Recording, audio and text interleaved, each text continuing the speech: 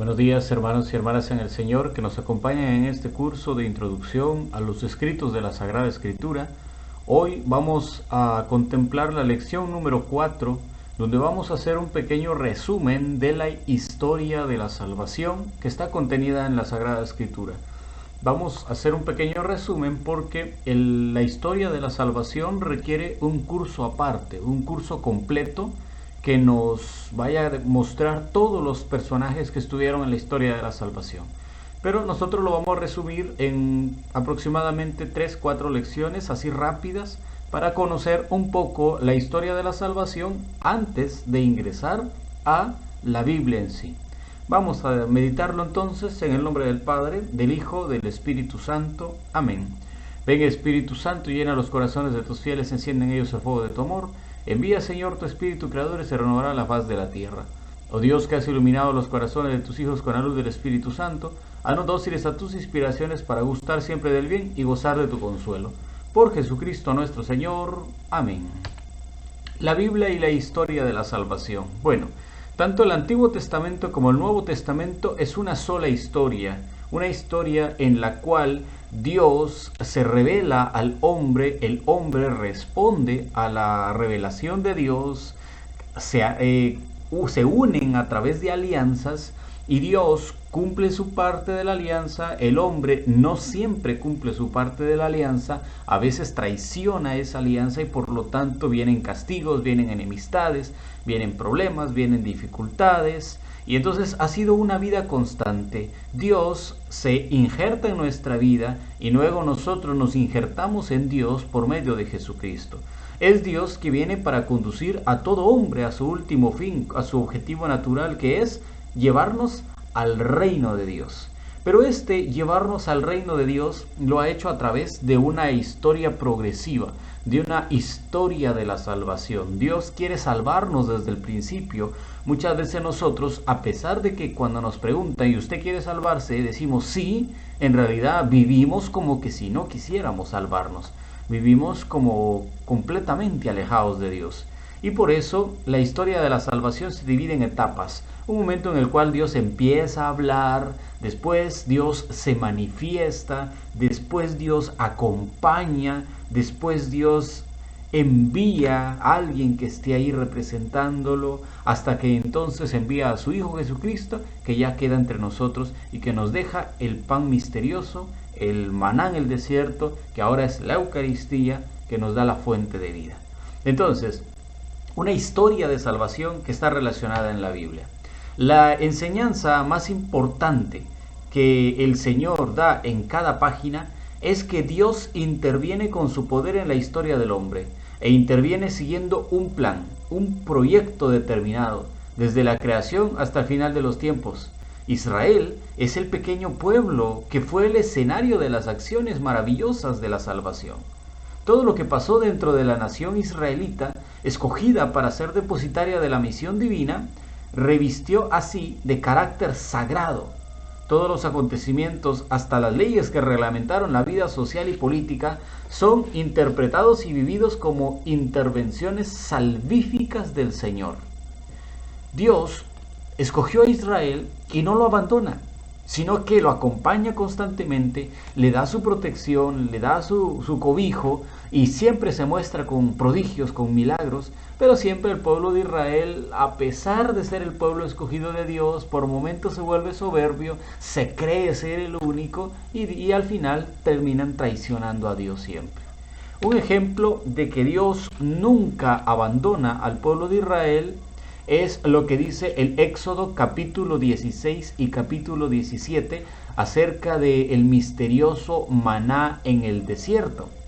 Hay algunos estudiosos que afirman que se trata de una resina dulce que sale en los meses de verano en los arbustos cerca del Sinaí. Para los ojos de todos puede ser una cosa natural, porque los científicos siempre le buscan respuesta a todo, siempre tratan de darle una razón a todo, tratando de quitar a Dios por todo. Pero para los ojos del pueblo de Israel y para el creyente, este maná caído del cielo reviste un significado especial de la providencia y de ayuda de Yahvé Dios. Así lo vivió el pueblo de Israel como la prueba de que Dios nunca los abandona. Y hoy en día Dios jamás nos ha abandonado, nunca nos abandona, porque Él tiene un plan para llevarnos al reino de Dios. Somos nosotros los que a veces nos alejamos del plan de Dios en nuestra vida. Por eso Jesús es el centro de toda la historia, porque Dios empezó a revelarse, Dios comenzó a revelarse, pero en Cristo se revela totalmente. Por eso San Pablo, en la primera carta a los Corintios, en el capítulo 15, del 20 al 28, y en Efesios 1, del 4 al 12, con una vigorosa descripción habla del plan de la salvación, en que todos los hombres son conducidos al Padre por medio de Cristo Jesús. Jesús es la primicia de los resucitados, que nos llevará al reino de Dios después de haber destruido el mal. Cristo Jesús, su vida, su muerte y su resurrección son el centro de toda la historia de la salvación.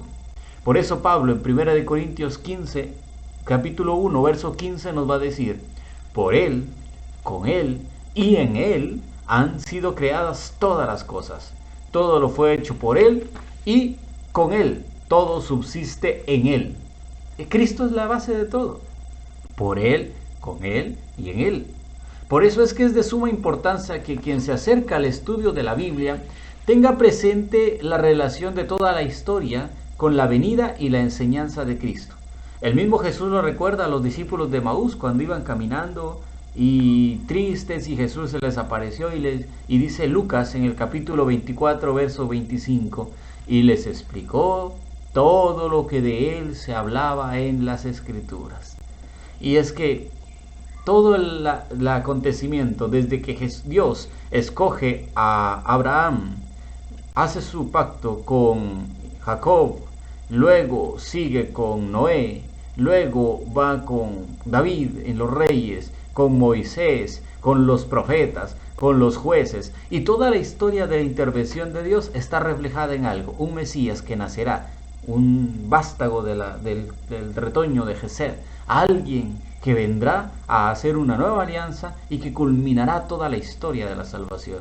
Y este es Jesús, el centro de la historia de la salvación. Por eso aquel que se ponga a leer la Biblia en serio debe de leerlo en relación de Cristo, Cristo como el centro de toda la historia de la salvación, y que todo gira alrededor de Cristo. Lo que haya pasado en el pasado tiene una razón de ser para Cristo. Lo que suceda en la historia de la salvación se une en Cristo Jesús, y por eso tenemos que verlo de esa manera. Por ello, vamos a ver las etapas del pueblo de Dios y vamos a dividirlo en 7 etapas de esta historia de la salvación. Una primera etapa es que Dios se prepara un pueblo. Dios, desde el principio, ha querido la salvación de todos los hombres. Desgraciadamente, el hombre desde sus orígenes rechazó esa amistad divina, separándose así de Dios, enemistándose con sus semejantes y trastornando su relación con la misma naturaleza. A pesar de esto, Dios nunca abandonó a la humanidad caída en el pecado, porque Dios quiere un pueblo, Dios quiere alguien, Dios quiere que vayamos al reino de los cielos, nos dirá Pablo en Timoteo. Dios quiere que todos los hombres se salven y lleguen al conocimiento de la verdad. Dios no quiere que nadie se condene, Dios los quiere a todos. Por eso nos dirá Apocalipsis que Dios está tocando ahí, esperando que abran la puerta, porque Dios nos quiere a todos, pero nosotros muchas veces nos apartamos. Dios se preparó un pueblo. Dios no quiso decir, bueno, voy a salvarlos a todos, no voy a empezar con este pequeño grupo, que este pequeño grupo sea mi pueblo, mi elegido, y entonces de este pequeño grupo va a nacer el Mesías, que será el que salve a todos, a toda la nación general. Dios comienza entonces preparándose un pueblo, comienza escogiendo a Israel, pero lo comienza escogiendo a través de la figura de Abraham. Dios comienza por escoger un pueblo. Deseando la reagrupación de los hombres divididos por el pecado, Dios quiso formar un pueblo, y para eso eligió a los patriarcas, Abraham, Isaac y Jacob. Ellos son los portadores de las promesas que se harán realidad en un futuro, promesas de descendencia de la tierra y de la bendición de todos los pueblos. A través de los patriarcas, modelos de fe, de esperanza y obediencia, Dios va preparándose un pueblo. A través de esa fe de Abraham, que deja todo, que se va a una tierra desconocida, que sigue a un Dios que no conoce, que apenas ha escuchado hablar por primera vez, y lo deja todo. Y que este Dios le dice, sacrifícame a tu hijo Isaac, y él lo quiere sacrificar, y Dios lo detiene y le dice, veo que me eres fiel. Continúa las promesas con Isaac, quien tiene un hijo que se llama Jacob, que se roba la bendición, pero más sin embargo, no siendo el primogénito, Dios le agrada, Dios lo ve bien y Dios lo bendice, y de Jacob salen las 12 tribus de Israel, y entonces se crece el pueblo de Dios y aumentan esto. Ellos, los patriarcas, son los escogidos por Dios, y de ellos nace el pueblo de Israel. Luego este pueblo que se libera y se forma, con José llegan a Egipto, son sometidos a la esclavitud. En esa esclavitud resulta que empiezan a pedirle a Dios que los liberen porque los fuerzan a trabajos grandes. Los descendientes de los patriarcas que se establecen en Egipto sufren esa opresión y esclavitud. Claman a Dios y Dios los libera sacándolos de la esclavitud por medio de Moisés, quien fue el guía elegido por Yahvé, su Dios, para llevar a cabo esta empresa liberadora. Salieron de la tierra y marcharon por el desierto, rebelándose contra el Dios que los había sacado de la esclavitud. Dios los perdonó y les mostró su cuidado, proveyéndoles con las cosas necesarias, con el pan, con el agua. En el desierto pactaron una alianza con Yahvé Dios, y así quedó formado el pueblo de Dios. Dios, que los libera de la esclavitud, los saca de la opresión por medio de las 10 plagas de Egipto, castiga al pueblo egipcio por no querer sacarlo, castiga al faraón por haberlos lastimado tanto al pueblo de Israel, envía a Moisés se convierte en el libertador, y ya estando en el desierto establece una alianza con ellos por medio de las tablas de la ley, por medio del decálogo, establece una alianza perpetua con ellos. Este pueblo vive bajo esa alianza, y por estar viviendo bajo esa alianza conquista la tierra de Canaán, bajo el mandato de Josué, y se establece allí. Hay momentos de gran fidelidad a Dios, pero a poco, no obstante las amonestaciones de los profetas, se fueron separando de Yahvé y olvidaron la alianza que habían pactado en el desierto. Los poderosos explotaban a los débiles y utilizaban el culto y las instituciones religiosas para tener seguridad y pretender sobornar al Dios de la alianza. Por eso Dios rechazó a su pueblo con la destrucción de los reinos de Israel y de Judá, y el exilio fue el castigo de la ruptura de esta alianza. Llega el momento entonces en el que el pueblo de Israel es llevado en el exilio babilónico. Ya había sido llevado el pueblo samaritano en un exilio también previamente, pero cae el reino de Israel, cae el templo de Jerusalén, es destruido totalmente, y entonces son llevados al exilio, y desde las ruinas claman: ay, cuando nos acordábamos que cantábamos entre los pasillos del reino. Y entonces ellos empiezan a decir: Señor, por favor, queremos volver a nuestro pueblo, queremos regresar a la tierra donde tú nos has dejado, queremos volver a eso. El pueblo del exilio, ayudado por diversas personas, empieza a reflexionar sobre su situación, reconoce su error y se convierte al Señor. En este periodo surgen las grandes figuras de los profetas, como signos de la alianza entre Dios y su pueblo. Los profetas son hombres extraordinarios, llamados por Dios a ser su voz entre el pueblo. Su acción es especialmente recordar al pueblo la alianza que tienen con Dios, afianzar la esperanza en el Mesías y en su reino en medio del olvido y triste suerte de Israel. Aún allá en el exilio hay profetas exílicos que insisten, que condenan, que le dicen al pueblo: fíjense que por esto les pasó, porque ustedes son desobedientes, porque ustedes no hacen caso, porque ustedes se apartaron de la misericordia de Dios, por eso les pasó esto. Pero si ustedes regresan, llegará un día en que Dios los va a volver a llamar, los volverá a recoger y volverán a ser el pueblo de Dios. Y eso pasó. Hay un pueblo que regresa a su tierra, que reconstruyen el templo y se quedan esperando. Llega el momento entonces de la nueva alianza. Cuando llegó la plenitud de los tiempos, Dios envió a su Hijo nacido de mujer, nacido bajo la ley. En Jesús se cumplen todas las promesas del Antiguo Testamento. En Él llega a su plenitud toda la historia de la salvación, con su presencia y manifestación, con sus palabras y obras, con sus signos y milagros, sobre todo con su muerte y gloriosa resurrección, con el envío del Espíritu de la verdad. instaura y hace presente el reino de Dios. Nos revela la misericordia de Dios, que es nuestro Padre, y manifiesta y realiza la reagrupación de los hombres dispersos y divididos por el pecado. Agrupa en torno a sí discípulos y gente que los sigue, formando con ellos la comunidad, el nuevo pueblo de Dios, abierto a judíos y gentiles. En su sangre sella la nueva y definitiva alianza. Cristo se convierte en el portavoz de la verdadera alianza, con su nacimiento, con su muerte, con su pasión y su gloriosa resurrección y el envío del Espíritu Santo sobre nosotros. Y ahora el Espíritu Santo, que gobierna la iglesia, nos dice que la historia de la salvación continúa y que nosotros podemos llegar a la salvación, podemos llegar al reino de Dios por medio de la iglesia. En la iglesia es ahora donde se encuentra el camino de cada cristiano para llegar al reino de Dios. La iglesia es el nuevo pueblo de Dios, cuya cabeza es el mismo Jesús y se conforma como pueblo real, es decir, de reyes, un pueblo profético, un pueblo sacerdotal, que marcha con su jefe Cristo hacia la búsqueda del reino de Dios.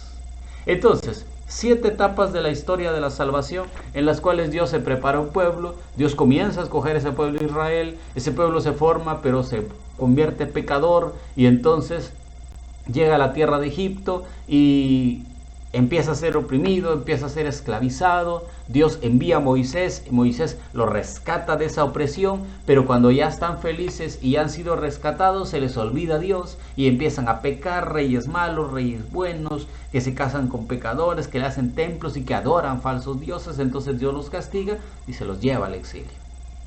Luego los regresa y viene la promesa definitiva con Dios, con Jesucristo, el único Señor y Salvador de nuestra vida. Ahora, demos una mirada global a toda la historia de la salvación. Demos una mirada desde el principio hasta el final en toda la historia de la salvación. La historia de la salvación comienza con la etapa patriarcal, hacia el año 2000 aproximadamente antes de Cristo. Dios le promete a Abraham que sería padre de un gran pueblo y que daría a sus descendientes una tierra donde instalarse, la tierra de Canaán. Y así comienza. Abraham tiene un hijo que se llama Isaac. Isaac tiene 2 hijos, Esaú y Jacob. Jacob tiene 12 hijos, que son las 12 tribus de Israel, y que uno de sus hijos, José, es vendido por sus hermanos y llega a Egipto, y ahí comienza toda la historia de la salvación, en la época patriarcal. Luego llegamos a la época de la esclavitud y del éxodo en Egipto, aproximadamente en los años 1234 al 1031 a.C.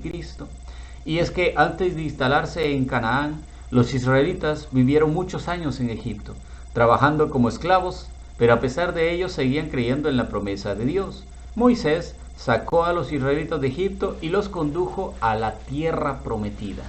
Claro, Moisés no los introdujo porque Moisés tuvo una pequeña duda en el camino, que Dios le dijo, pégale a la roca para que salga agua, y él le pegó 2 veces, y Dios le dijo solo una vez. Y por haber dudado no entró en la tierra prometida, solo la vio. El que entró al pueblo de Israel a la tierra prometida fue Josué, un sucesor de Moisés. Luego, tercera etapa, encontramos el periodo de los jueces y el inicio de la monarquía, aproximadamente en los años 1200 al 931 a.C. Instalándose en Canaán, el pueblo israelita, gobernado sabiamente por Josué en los primeros tiempos. Después, los jueces fueron los encargados de guiar al pueblo y salvarlo de los peligros que los acechaban, como los jueces como Toriel, como Débora, como Barak, hasta el último grande como lo es Samuel. Tras el periodo de los jueces se instauró la monarquía, en la que destacan las figuras del rey David y de su hijo, el rey Salomón, que son quizá los más importantes, porque después del rey Salomón, los hijos del rey Salomón no fueron fieles, se perdieron ante los falsos dioses, y entonces viene la cuarta etapa, la división del reino. El reino de Israel se parte en 2, Israel por un lado, Judá por otro lado, algo conocido como el cisma, entre los años 931 al 538 a.C., con los reyes Jeroboam en Israel y Roboam en Judá. Y cada uno de ellos tiene su propio templo, cada uno de ellos le ofrece sacrificios, y entonces el descontento del pueblo provocó la división del reino, en el reino del norte y el reino del sur. Más tarde, los 2 reinos fueron ocupados y sus habitantes obligados a exiliarse en medio de tantos sufrimientos. Ahí surgen los profetas Jeremías, Isaías y Miqueas, que mantenían vivo el amor a Dios en el pueblo. Luego viene el momento en el cual, después de haber sido esclavizados, después de haber estado en opresión, Dios ve con buenos ojos a Ciro, el rey persa que amaba a Dios, le concede una victoria, ganar todas las batallas, y Ciro, en compensación porque adoraba al Dios verdadero, les dice al pueblo de Israel: regresen a su tierra, tienen todo el permiso, vayan a reconstruir las murallas de Jerusalén, vayan a reconstruir el templo, vuelvan a ser un pueblo grande porque su Dios me dio la libertad. Esto entre los años 538 al 333 a.C. Viene la liberación del pueblo persa y regresen con las grandes caravanas de Zorobabel, con Nehemías, y llegan a la tierra de Israel y reconstruyen el pueblo nuevamente, vuelven a reconstruir.